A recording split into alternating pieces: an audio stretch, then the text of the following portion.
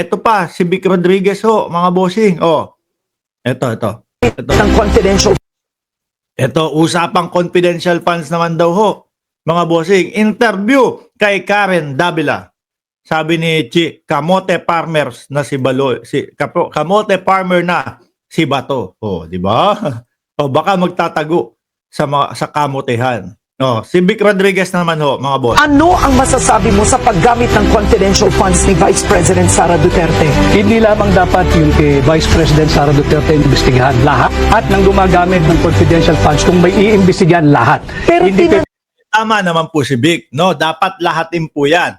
Yung sa Pangulo, naipaliwanag na po nila. At klaro naman po yung sa Pangulo, naipaliwanag na din po ni Bersamin. No? Yung kay Vice Presidente, may nakikitang mga irregularidad eh. May mga nakikitang doktoran eh. Vic eh. Paano ba yan? No? So ngayon, tingin ko ang mangyayari dito, dahil nga may nakikita doon sa investigasyon ng confidential funds ng dating ng Vice Presidente, pagkatapos nilang halughugin ito, investigahan, saka sila pupunta doon sa ibang mga may confidential funds. Kaso kay BP Sara, merong mga Kokoy Bilyamin, may mga ano tawag dito, may mga pangalan na hindi nag-i-exist, pati si Mr. Chips na damay, hindi nag-i-exist sa PSA. Paano yan, boss? Oh, ang paliwanag dyan, sabi kailangan, kung puro ganyan, puro mga, tawag doon, yung puro nickname, o hindi tunay na pangalan yung mga nandyan, kailangan may hiwalay na envelope na pagpapaliwanag kung sino yung mga yan. Sila Mary Grace Piatos. Di ba, Mami Terry? Oh. Sabi ni Lorimel, Lorimer, Baklayo, kawatan ang Pangulo nyo. Nasaan ang ebidensya? Yun ang tanong. Ang ebidensya namin, kung sinasabi man namin na nakalustay ng pera ang Vice Presidente, dahil hindi maipaliwanag yung confidential funds. O di ba? Nakikita nyo yung pagkakaiba ng mga DDS? Magsasabi ang kawatan si Bongbong Marcos. O yan, kawatan si Bongbong Marcos. Hanapan mo ebidensya, walang maipapakita. Pag tayo naman sinabi natin, naglustay ng pera ang Vice Presidente. O paano mo nasabi yan? O tignan mo. Yung mga confidential funds sila, 250,000 per night. No? Ang gasto sa isang safe house. Tignan mo yung mga pangalan na isinabmit nila sa COA. Lahat 1,200 nun. Walang pagkakakilanlan sa PSA. O di ho ba? Ang pagkakaiba ho, mga bossing, ng mga DDS, yan, ibubuka lang nila yung kanilang bibig. Pero hanapan mo ebidensya, wala yan. Di ba? Tayo, pagbuka ng bibig natin, kasama ang eksplanasyon.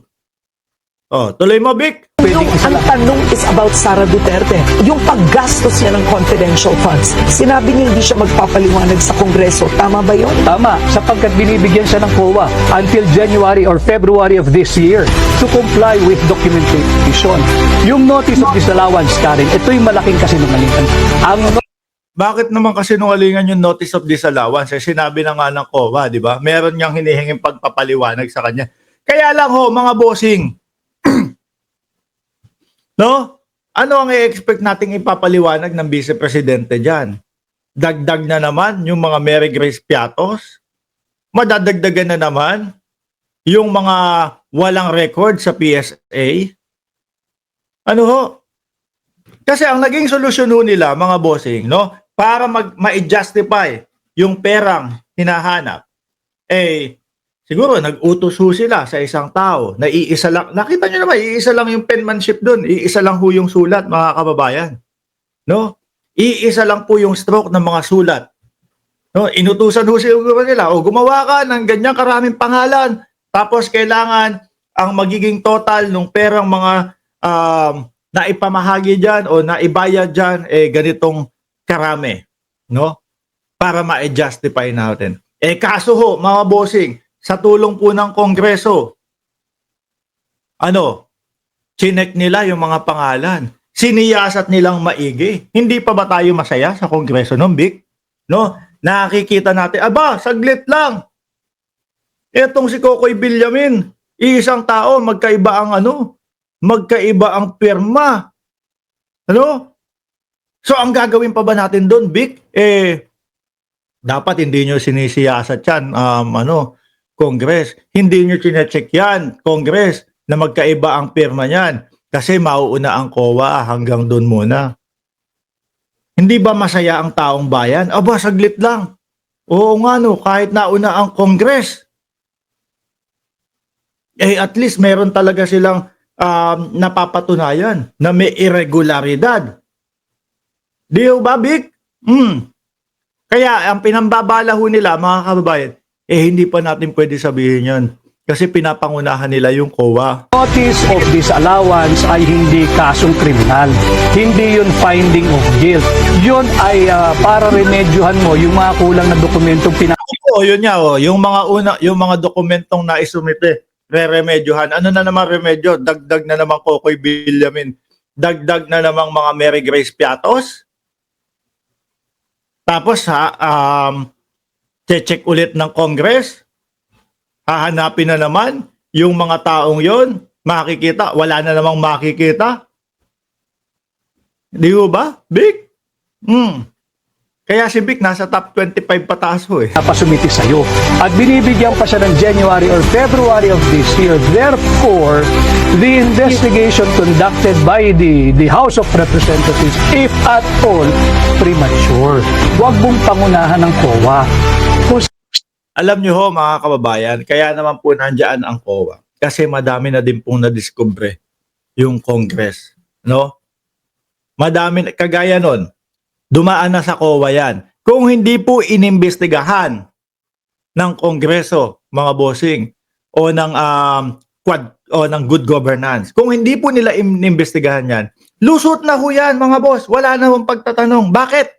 No? Isa po doon sa mga pagtatanong doon sa COA. Ano sabi ng COA? Hindi na po namin na-check eh. Basta nung pinasa po namin, niliquidate na lang po namin. Hindi po nakita yung mga pangalan na magkaiba ang apelyido, yung mga pangalan ng mga chichirya ho, mga bossing. Ngayon, sa tulong ho ng Congress, mga kababayan, nakita yung mga irregularidad na mga pangalan na imbento lang. Paano natin sinabing imbento? Wala nga hong mga pangalan sa ano yan eh. Wala nga hong mga record yan sa PSA. Ano tawag mo dun? Tunay pa ba yun? Hindi ho. Nasaan yung pagpapaliwanag na etong mga may mga alias na to? Si ganito yan, si ganyan. Wala. Di ba? Kung hindi inimbestigahan ng Kongreso yan, mga bossing, hindi na makikita yung mga Kokoy Villamin. Pag lumusuto yan, tingnan mo, di ba? Sabi sa iyo, mga alias lang eh. Okay na yon, no? Na-justify natin yung pera, no? Ang tanong, saan napunta na yung pera? Kaya pag pinalusot lang o hinayaan lang ng Congress, mga bossing, na matapos na lang o ganyan na lang, diyan, yung confidential funds na yan, sasabihin ng ibang mga politiko, no? Sasabihin ng ibang mga politiko, tingnan mo si BP Sara, alias lang, lumusot na, hindi na nila siniyasa, hindi na nila inimbestigahan pa. Kasi pwede yung alias lang. So ngayon, etong confidential fund natin, nenoke na lang natin, ibulsa na lang natin. Boss, paano natin papaliwanag yan? Di kagaya nung ginawa nila, alias-alias lang, isend mo dun. No, pag tinanong tayo, nasaan yung mga taon to? Aba, pwede ang alias lang. Hindi nyo kami pwedeng tanongin dyan. Kasi confidential funds yan. Confidential yan. No, COA ha? Problema na ho. Baka lahat po ng mga politiko na buwakaw sa pera, mga kababayan, magkandara pa na po sa confidential funds. No? Kasi nailulusot. Sabi ni Janelle Vanderhaes, malapit na maging international airport. Ano? Raulo to, uy, puting asan, huwag kang ganyan. Constitutional duty ng COA yan. Article 9, paragraph D, section 3. So, attorney, naniniwala kang walang maling paggamit si Vice President Sara Duterte sa confidential Oo, hindi lang yan, Vic, ha? No, naniniwala kang walang maling paggamit si Inday Sara Duterte sa confidential fund? Oo, hindi lang yan. Oo. Hindi pa dapat husgahan dahil meron pa siyang period to comply. So lahat Wala, ayaw naman. Wala naman paliwanag mga bossing eh. No? Sabi nga nila hindi na sila hindi na sila makikipag-cooperate. Di ba? Kung ito si Vic, mga kababayan, naniniwala talaga na walang irregularidad na nangyari doon sa confidential fund. Aba, sasabihin niyan straight to the point. Wala, no? Kasi imposible hindi nila pinag-aaralan yung sitwasyon na yan. Imposible hindi nila tinitingnan yung mga bagay-bagay diyan sa sa position nila. Di ba? Masasabi niyang straight yan, wala. Ganun lang yun. Kaso hindi siya makasagot ng straight na walang irregularidad diyan. Oh. Ang sagot hindi pa dapat husgahan. ito premature. Alam mo ipinagtatanggol lang eh. Oh. Sabi nga naman ni Topacio, ito naman daw pong si Vic, mga bossing, naging opposition lang daw. Hindi. Kasi ang opposition ng tunay, mga kababayan, yung mga kakamping, yan po ang opposition na tunay. Yung samahan po nila doon, opposition yata yun eh. No, wala naman po. Kasi ang opposition, mga kababayan, mahal din yan ang bayan. No? Iba lang ang pananaw o pamamaraan na gusto nilang mangyari. Di ba? Sabi ni Bobby, Daganatski, bayaran ka boy. Wag kang mag-alala, no? Kapag nakuha ko yung bayad na sinasabi mo, iaabuloy ko diyan. Para kang pumikit ka na lang ng ganyan, para ka ng wag kang mag-alala. Pag nakuha ko yung sinasabi mong bayad sa akin, iaabuloy ko sa iyo. Pikit ka, basta pumikit ka lang sa litrato, nakaganyan ka, Tapos sabay kakantahan ka namin, hindi kita nalilimutan. Wag kang yuyuko. Baka matuloy ka. Pag yuko, tegi.